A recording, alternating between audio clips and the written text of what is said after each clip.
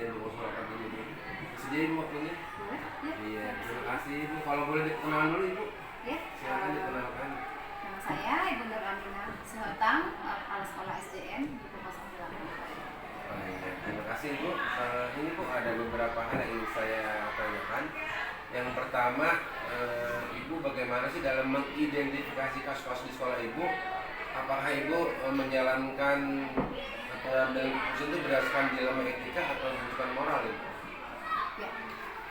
Saya berdasarkan etika dan moral juga bisa dimasukkan juga ya Pak ya. Misalnya dalam permasalahan anak-anak didik saya pakai untuk kedua-duanya. Selanjutnya Ibu, dalam kasus-kasus di mana ada dua kepentingan Bu, Ya. yang sama-sama benar dan sama-sama mengandung nilai kebajikan, nah itu Ibu kira-kira apa yang akan Ibu ambil? Keputusan yang saya ambil, saya lihat dulu sisi baiknya buat orang tua, anak, dan juga buat sekolah. Jadi memang benar-benar kasus ini benar-benar bisa diperhitungkan penggunaannya yang lebih baik buat anak, orang tua, dan juga sekolah. Ya, jadi melibatkan semua Bu ya, Ya, orang melibatkan tua, siswa, dan sekolah juga Bu. Ya, ya. Nah, selanjutnya Bu, langkah-langkah atau prosedur apa sih yang biasa Ibu lakukan dalam menangani kasus Bu? Ya. Langkah-langkah yang saya ambil pertama adalah guru tersebut biasanya apabila ada kasus di dalam kelas, biasanya guru tersebut masih menangani sendiri. Pertama-tama biasanya masih anaknya yang dipanggil, misalnya seperti itu. Terus apabila masih belum, panggil orang tua. Dan setelah itu apabila dalam kasus tertentu guru tidak bisa memecahkan permasalahan, guru berkoordinasi dengan saya sebagai kepala sekolah. Lalu kita bertemu dengan orang tua, kita diskusikan bersama-sama permasalahan yang ada pada anak didik tersebut. Oh, gitu Bu ya. Dalam menangani kasus Bu, pasti ada tantangan Bu ya, nggak mungkin berjalan dengan lancar Bu. Nah ini yang saya ingin tanyakan Bu, dalam mengambil keputusan dalam beberapa kasus, apa sih tantangan yang Ibu hadapi? Tantangannya pada satu kasus itu pasti nomor satu adalah karena kebutuhan ekonomi orang tua ya.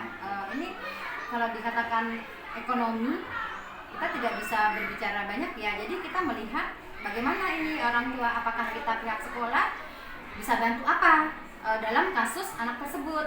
Jadi kita nggak bisa langsung memvonis anak ini misalnya bersalah atau apa gitu. Jadi kita pertama-tama harus berdiskusi dulu. Kita lihat dulu keadaan orang tuanya seperti apa. Jadi kita bisa juga berkunjung ke rumahnya, bisa juga kita melalui telepon, kita lihat kondisi bagaimana keadaan orang tua, baru kita bisa bertindak selanjutnya. Bagus sekali Bu ya. Apakah di sekolah Ibu ini ada jadwal Bu? Ada jadwal tertentu dalam misalnya untuk menyelesaikan kasus siswa tuh, bisa setiap hari Kamis atau setiap Jumat tuh apakah ada jadwal Bu? Ya.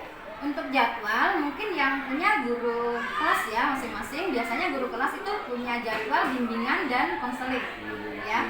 Setelah guru kelas mengadakan bimbingan dan konseling, pertama-tama masih bersama dengan orang tua guru kelasnya. Tetapi nanti pada jenjang berikutnya nanti guru akan mengikut sertakan saya dalam diskusi untuk bimbingan dan konseling, dan saya juga punya catatan-catatan tertentu bagi murid-murid dalam kelas yang ada permasalahan yang harus dibicarakan bersama. Sekali ya. Yang ini berikutnya, kira-kira Bu faktor apa saja yang selama ini bisa mempermudah atau membantu Ibu dalam mengambil keputusan? Ya, sepertinya faktor yang saya ambil dalam mengambil keputusan adalah faktor kekeluargaan. Biasanya saya pendekatan secara kekeluargaan. Saya bercerita dulu kepada orang tuanya, terus tanya-tanya bagaimana. Biasanya orang tua lebih mudah diajak berkomunikasi kalau kita pendekatannya secara kekeluargaan. Mungkin itu keluarga Bu. Yang terakhir Ibu, kira-kira sih pembelajaran apa yang dapat Ibu petik dan pengalaman apa yang Ibu bisa ambil dari keputusan yang selama ini Ibu gunakan? Pembelajarannya banyak ya dalam segi kedinasan. Mungkin saya agak tegas ya dalam mengambil keputusan, tapi dalam konteks tertentu kita harus berbicara dengan secara kekeluargaan dulu. Yang saya petik adalah kita harus memperhatikan murid kita secara keseluruhan, terutama bagi anak-anak yang tidak mampu. Kita akan bertanya bagaimana cara atau solusi kita dalam membantu anak-anak yang kurang mampu dalam pembelajaran, baik dalam ekonomi juga. Bagaimana cara kita sekolah bisa membantu anak tersebut tetap bisa bersekolah seperti teman-teman yang lain. Jadi ada perhatian dia untuk anak yang kurang mampu. Iya, iya, kita perhatikan. Karena memang kita sebagai guru kan anak itu yang harus kita ayomi Bu ya, jangan sampai dengan adanya masalah dia di rumah, di keluarga, sehingga pembelajarannya terganggu. Berarti selama ini peran kelas sangat penting sekali ya. Ya, karena saya selalu tekankan pada guru saya adalah anak murid adalah prioritas. Jadi kalau misalkan ada permasalahan-permasalahan di rumah, biasanya kita kan suka berkunjung ke rumah-rumah murid kita. Kenapa sih ini anak ada masalah apa? Biasanya kita berkunjung ke rumahnya, kita lihat kondisi bagaimana anak ini di rumah. Baik Bu, mungkin itu saja yang dapat saya tanyakan. Mudah-mudahan tadi apa yang sudah Ibu sampaikan kepada saya menjadi pelajaran penting bagi saya, khususnya sebagai calon guru penggerak, bisa mengikuti langkah-langkah atau dasar-dasar dalam pengambilan keputusan yang mana tetap kita harus berpihak kepada murid ya.